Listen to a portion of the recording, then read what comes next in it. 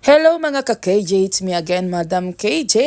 Halina at magluto tayo ng sardinas. At ito nga yung pagmabilisan ang kailangan luto ay meron ako ditong makarel.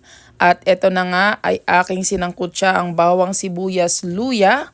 At saka ko ilalagay ang isang pirasong malaking pay makarel.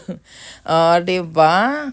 At dito nga ito ang isa sa paborito din ng aking mga anak pag nagluto ng ganito kasi syempre may sabaw. Inuuna ko na agad ilagay yan dyan para kumulo na agad at saka ko siya lalagyan ng pampalasa. Kundi lalagyan muna ng extra water para matanggal yung mga ibang laman at saka ako lalagyan pa ng hot water para mas mabilis kasi iniinit ko na agad ang tubig. And then mabilis lang yan kumulo, lalagyan ko na muna ng patis at saka ng paminta para nang sa ganon ay may lasa na sila. At ito nga isa sa mga gusto ng anak ko kasi may sabaw nga at nilagyan ko yan dyan ng cabbage, ayan, repolyo. At papakuluin ko na lang yan dyan at lalagyan pa ng lasa at saka ko lalagay ang ating miswa. Ayan, Japanese ba yan o Korea miswa? Basta yan na yun. Gustong gusto ng mga anak ko yan, yung miswa na yan at talaga namang maraming mapapakain dito. At kulang pa ang water niyan. Kailangan dagdagan ko pa yan. Kasi talagang maraming sabaw ang kailangan. Yung tipong bumabaha na ang kanilang pinggan. Punong-puno yung sabaw. Ayan, hilig ng mga anak ko. Sabaw. At ito nga ang isa sa mas mabilis ang luto.